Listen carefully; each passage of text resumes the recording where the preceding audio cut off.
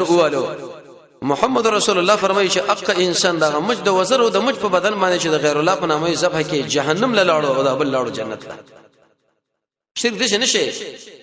او د شی بنی چې رب دې یو ځای کې روان دي خلک وجه لکه شرک راغی شرک د زړه تعلق د رب العالمین نه کټ کول او د بل چا سره وځای کول دا څومره خطرناکه مسله ده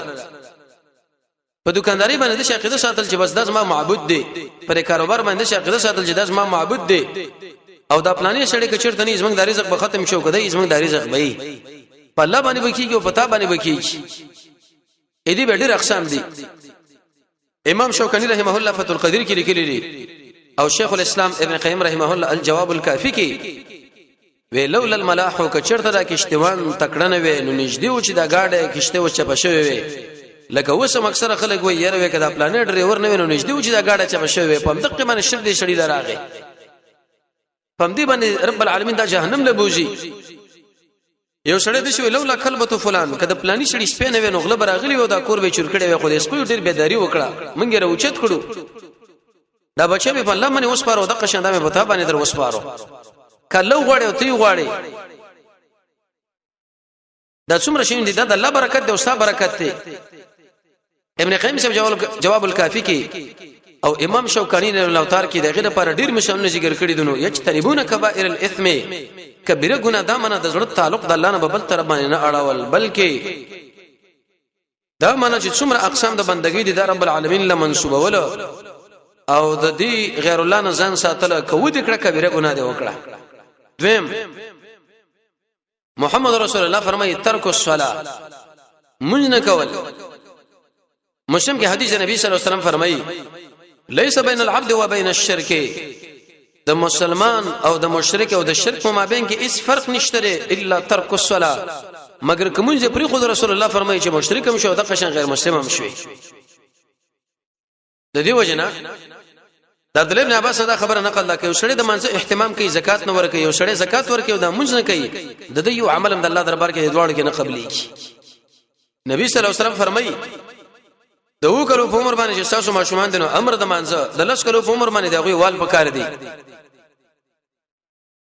او کچر د بیم نه کوي احمد ابن حنبل سعید ابن مصیب اکثر صحابه کرامو مسلک دا داغه وجل پکار دی امام شافعی امام مالک فرمایي چې په د باندې حج جاری کړه ځاني غوندي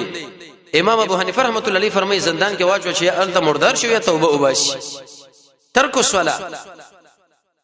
اې دی وجنه د اختلافي مسله د شی مون سره قصدن پری دی اې د دې قضا شته او کنيشته راجع قول دادی چې وسړي مونږ قصدن پری خو د لکه معلومات دي چې د وخت د وزین کوم د دې منځ قضې ګورې نشته دا کوم انسانان چې دا و چې بل وخت به قضې وکي او بل به وکي دا اصل کې په ګناه باندې خلک تیزي دي کې به څه شل کېږي دا الله نه بخنه دا اق منځ قضې شته چې کوم ستانه سهون پاتې دي اق منځ قضې شته چې کوم ته ود پاتې اجازه کړه محمد رسول الله فرمایي صلی الله علیه وسلم وای کا چې کله تعالی یاش دی ویلی چې کله وسړی د منځنه ود پاتې یده قشان دی عادت اوزي مؤمن سره به منځپری نه دي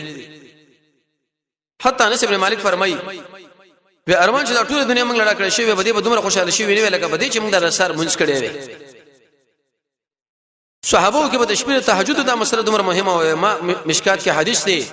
و ما زالنا ایمان حتى الصباح پلانې سړی ود دې تر دې پر چې سبا ور باندې راغی به املا ود دې نپل هغه دومره اهتمام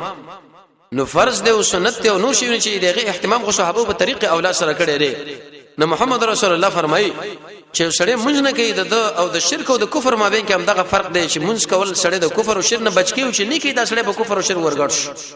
په ورغه وسته ګوره وېداس موږ بچی دی دا ټول ورس کار کوي د شپې موږ دا ور اوچت کو سار منځله یا دې ما خصن منځله نو کې دې شه دا خو به ګډ وډ شي هغه وشو دا وش د منځ اهتمام امام محمد ناصر الدین البانی صاحب دې باره کې به صفات صلات النبي صلی الله علیه وسلم مستقل کتاب لیکلی شیخ عبد السلام رحمه الله منځ حدیث په اړه کې نور مزیدار کتابونه لیکلي شوی دي د منځ ارکان او د قشن شرایط منځ به کله خشوع ولا جوړیږي او کله به د اقامت الصلات ولا سره جوړیږي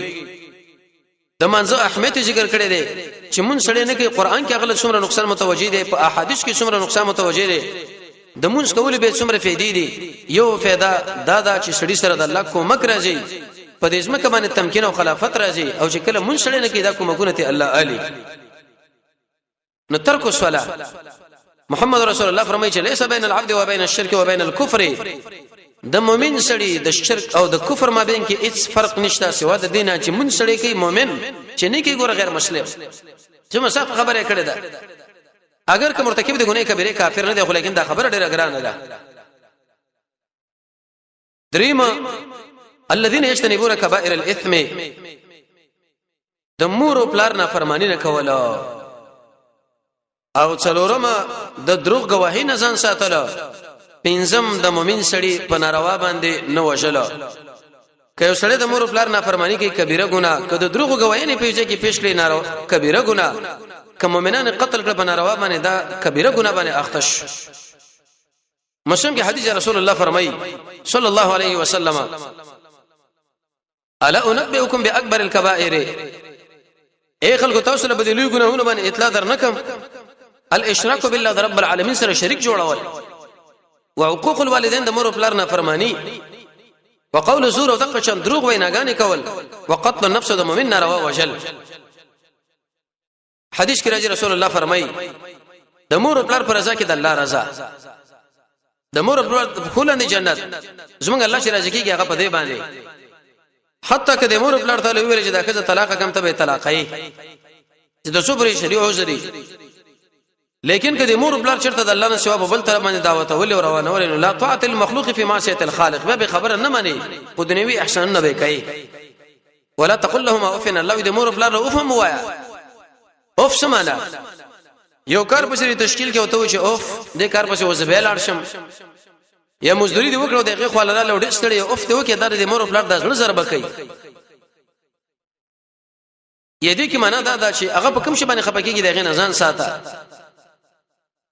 وقول زور او دروغ ویناګانی رسول الله فرمایي چې مؤمن انسان به بخلو کې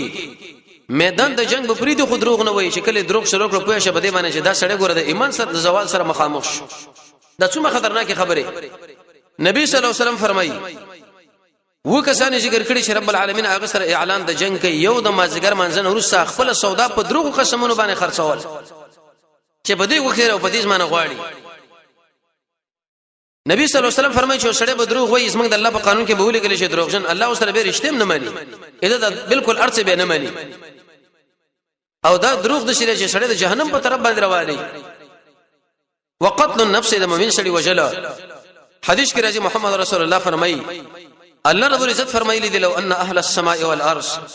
کبر اسمانونو کې ملائکه اولاد د اسمه کې دا ټول انسانان حتی انبیا د مؤمن په قتل کې شریکان شي رسول الله فرمایي چې دا ټول رب العالمین د ور سزا ورکړي ک ملائک ولې نه ک پیغمبر ولې نه چې کله دا د مؤمن ناروا ویني تو کړه محمد رسول الله فرمایي چې رب العالمین بری التبوس د حسن ابن علي بارک دا راځي ویغه چې کله معاویه سره جوړه کوله نو چا ورته ویل چې دا ولې په ورځ قیامت به تیسره کسان د الله مخې ودرېږي او خپل سرونه به لاسونه کې نیولې او رب العالمین له بداوي چې الله د خلکو زخوانه زمنګ دا ویني توي شوی وي موږ څو جرم کړو جرم زمنګ څو الله رب العزت به دې خلکو له سخت سزا ورکړي د جهنم بل حدیث کې دا راځي مشکاج اللسانی کې محمد رسول الله فرمایي صلی الله علیه وسلم وېدا د لزوال الدنیا دا ټول دنیا چې تخریب شي چې بده کې دا کعبه ختم شو د مدینه ختم شي زمنګ الله وزه په دومره نه خپکیږم لکه مؤمن په قتل باندې د مؤمن په وجلو باندې دغه انسان د ګمړی په طرف باندې رب العالمین رواني نن منګه یجتنبون کبائر الاسم یو پنځه ویلې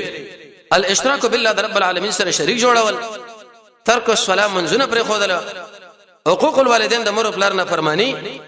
شهادت الزور د دروغ گواهینه قتل النفس د مسلمان سړي وجل په ناروا وجل چې کېږي په ارتداد باندې